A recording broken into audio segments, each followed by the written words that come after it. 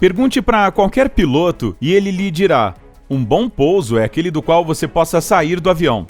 O fato é que não existe uma aterrissagem de emergência totalmente segura, especialmente se tiver que pousar na água. No entanto, alguns pilotos talentosos podem fazer maravilhas com seus pássaros de asas metálicas, mesmo que essas máquinas sejam enormes aviões de passageiros com muitas pessoas a bordo.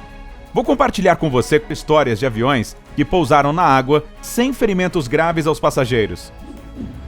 Antes de começarmos, vamos esclarecer uma coisa. Por que aterrissar na água ainda é chamado de aterrissar se não é na terra? Também não poderia ser chamado de aguar, pois ficaria meio estranho. Felizmente, a aviação pensou nisso, e pousar um avião na água tem seu próprio termo especial agora. Chama-se amerrissagem, e esta tarefa é uma das mais difíceis para os pilotos. Ponto. Principalmente porque é quase impossível treinar para lidar com essa situação, especialmente se estamos falando de 1956, quando não havia simulações de treinamento disponíveis.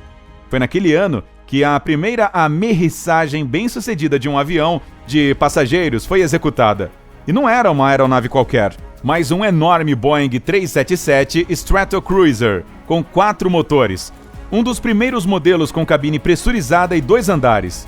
Com estes 2 pisos, ele pode levar até 100 passageiros a bordo. Mas naquele dia, 16 de outubro de 1956, havia apenas 24 passageiros e 7 membros da tripulação. O voo 6 da Pan Am era para realizar uma viagem ao redor do mundo com várias paradas pelo caminho. Em Honolulu, fez sua última decolagem antes de chegar ao ponto de destino, que era São Francisco.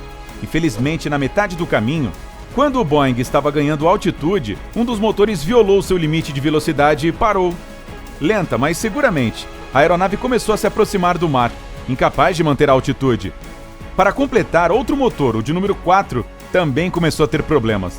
Ainda assim, os pilotos conseguiram distribuir a carga de trabalho para os 3 motores restantes e manter uma altitude de 1.524 metros.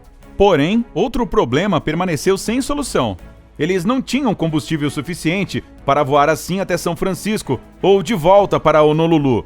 A amerrissagem era a única opção, mas era noite e estava escuro demais para fazer isso. Eu sei que a situação a seguir parece bastante assustadora, mas esta é realmente a prática recomendável, pois eles tiveram que gastar o máximo de combustível possível até o amanhecer. Quanto menor o peso do avião, mais fácil de pousá-lo. A luz do dia ajudava imensamente os pilotos, já que a superfície do mar está em constante mudança, sempre há ondas.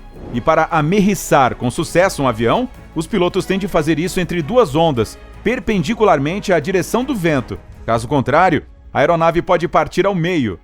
Sim, a superfície da água não é mais macia que o asfalto. E se o Boeing tentasse liberar seu trem de pouso, as ondas simplesmente quebrariam as rodas e a água entraria pelas aberturas. Péssima ideia. Como você pode imaginar, isso diminuiria drasticamente o tempo que o avião poderia permanecer flutuando. E essa é a última coisa que você desejaria enquanto aguarda pelo resgate no meio do oceano.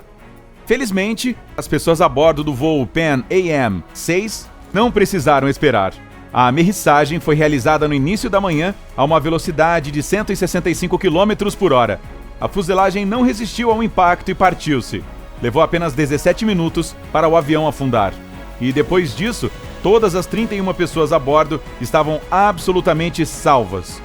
O resgate terminou apenas 3 minutos antes de a aeronave afundar. Neste caso, aplaudir os pilotos certamente ainda era pouco. Eles conseguiram algo inédito. Mas eles não foram os únicos a realizar esse tipo de façanha.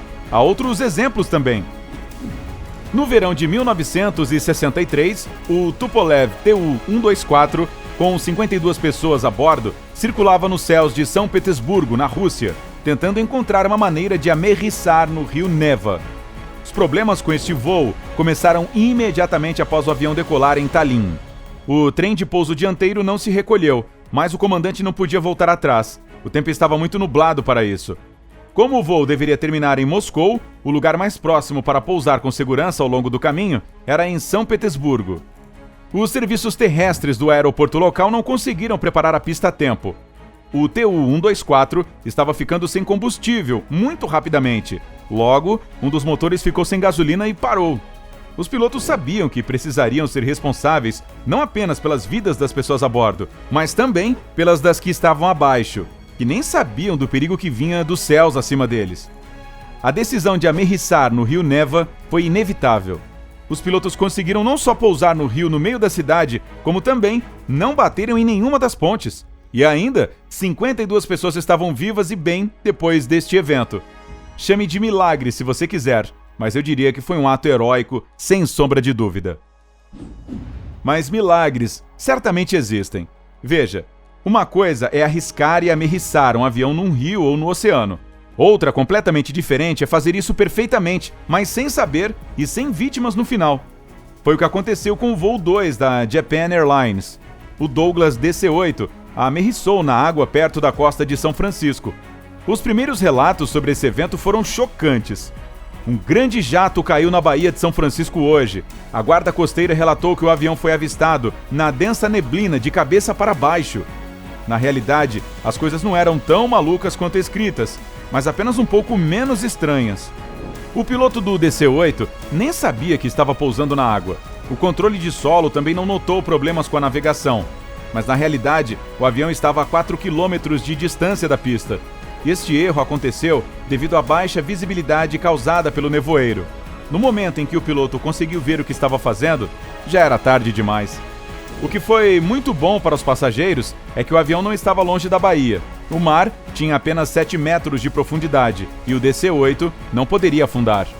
96 passageiros e 11 tripulantes saíram absolutamente ilesos. Não havia um único machucado em nenhum deles. Todos foram logo resgatados em barcos da polícia e da guarda costeira. E finalmente, o detentor do recorde do número de pessoas a bordo de um avião amerrissado foi o Airbus A320 da US Airways, o voo 1549, também conhecido como o voo do milagre do Hudson. Aconteceu há 10 anos, no dia 15 de janeiro.